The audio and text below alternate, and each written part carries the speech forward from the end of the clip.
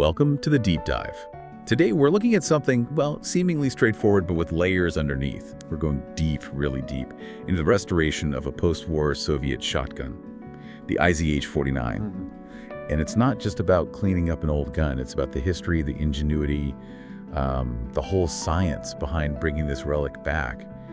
You'll almost feel like you're watching it happen. Yeah, exactly. And this dive, it really shows how one object, connects so much, the actual craft, the history behind it, and even the design thinking of a whole country back then. The 49 is pretty key, right? Absolutely. It's not random. It tells you right away.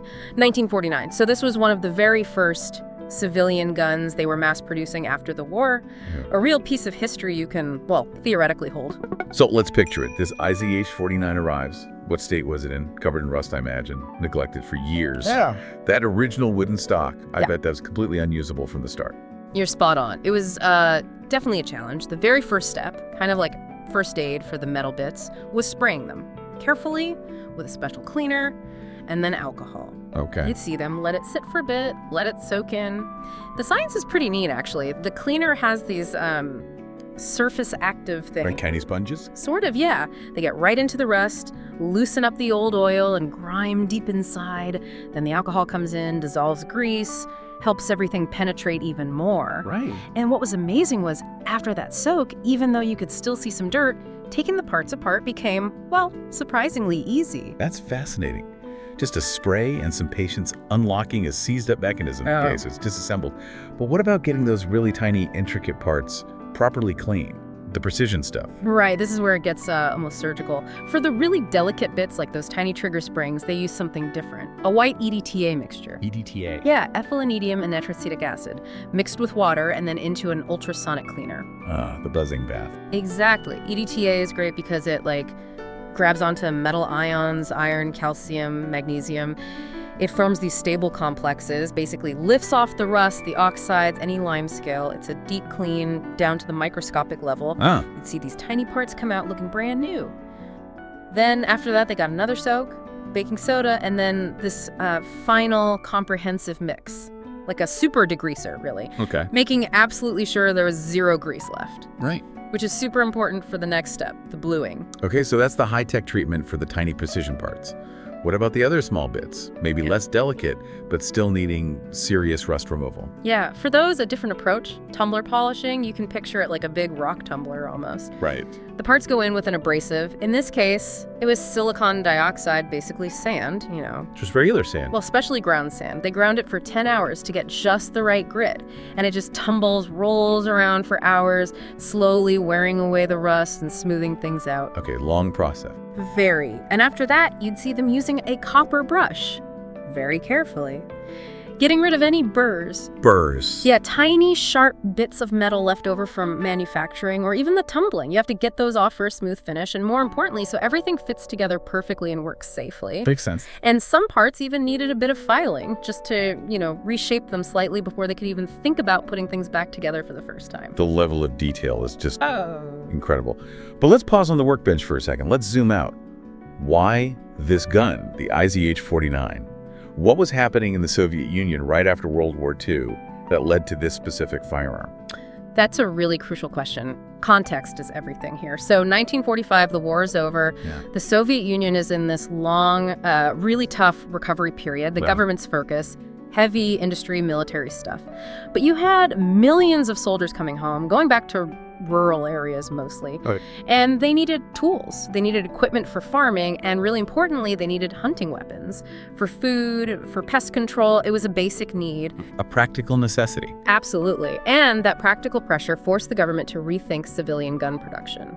The IZH-49 came directly out of that need. It wasn't a luxury, it was essential. So what were they using before, and how is the IZH-49 better? Good question.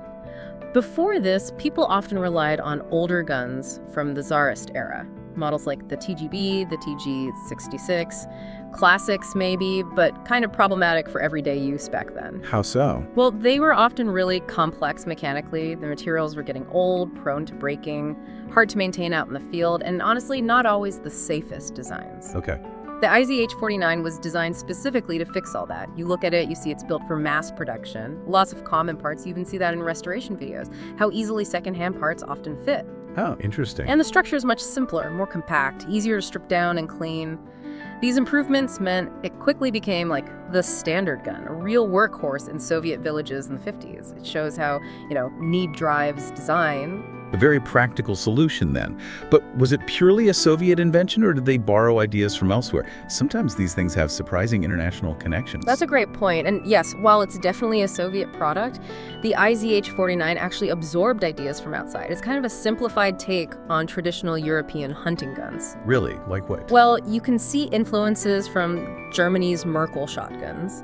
Merkel was known for really complex, beautiful mechanics. The IZH-49 simplified a lot of that for easier production, but kept the basic functional principles. Okay. And also from Belgium's FN hunting guns. FN was known for reliable double triggers and often lots of hand finishing.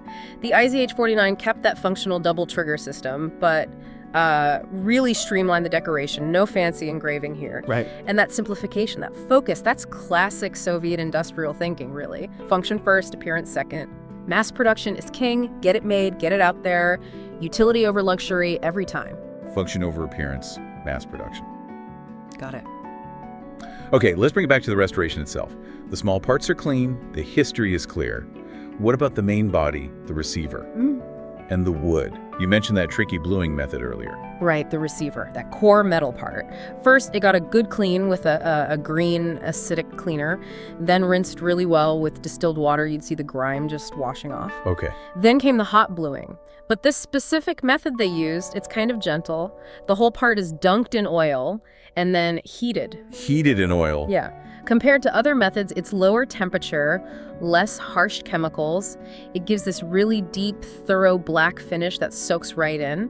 Ideal for old metal, less risk of damage. That makes sense for a vintage piece. Exactly. And an interesting detail you might notice during the final assembly, they actually removed some of that outer bluing in specific spots, just to get a perfectly uniform surface texture across the whole thing. Huh. Then, the top lever, that's the lever you use to open the barrels, that was carefully put back together, that's a critical piece. The main lock holding the barrels to the receiver needs to be perfect. And the wood. The original stock was a write-off, you said. How did they handle the fore end, and where did the new stock come from? Right, the fore end, that wooden piece under the barrels, that was actually salvageable, unlike the main stock. You'd see them carefully filling gaps with special wood filler, patching damaged bits, just making it functional again. Okay. After the repairs, it got a dark dye to give it that aged, vintage look, match the rest of the gun. Then the metal connectors were put back on. And the main stock. That was totally run. So they had to find a replacement, a second-hand one. But getting that replacement to match, that took a lot of work. I bet. Yeah, first sanding off all the old finish, polishing out every little scratch and dent, then a deep dye job to get that same retro color, and finally a wax treatment for protection and just a nice smooth feel. And you might even spot a tiny detail. They added a small block, a shim, basically, just to make sure that new stock fit absolutely perfectly against the metal parts. Those little tweaks make all the difference in a good restoration. It really is incredible, seeing all these battered bits come back together into something functional, even beautiful in its own way. Was the final assembly tricky after all that detailed part work? Surprisingly, putting the IZH-49 back together wasn't that hard. And that actually says a lot about the original design. It was meant to be simple, robust. A testament to the engineers. Exactly. They might have been, pleased how easily it went back together. The double triggers, for instance, work independently, just like they should. Simple, reliable. Right. Even the trigger guard plates, those two little metal bits, they got a final polish before going on. And that Isy stamp you'd see. Yeah, you mentioned that earlier. Stands for Izhevsk, a huge center for Soviet weapons manufacturing. They didn't just make hunting guns like this IZH-49 there. Famous military stuff, too, like Mosin-Nagant rifles, PPS submachine guns. It's a place with a massive industrial history. Wow. And the very last piece to go on, the trigger guard ring itself, that final screw tightened, and boom, the restoration's officially done. From relic to functional history. What a journey. This deep dive, it really wasn't just about sanding and polishing, was it? It's been a window into history, into design philosophy, into the actual science of bringing materials back from the brink. Absolutely. And it leaves you thinking, doesn't it? That whole philosophy function over appearance, designing for mass production. How does that idea resonate today with the things we make and value? What does this restoration tell us about just how long practical, solid design can last, how adaptable it can be? Makes you wonder how much hidden history is sitting inside the everyday objects around us, just waiting to be uncovered. Something to think about.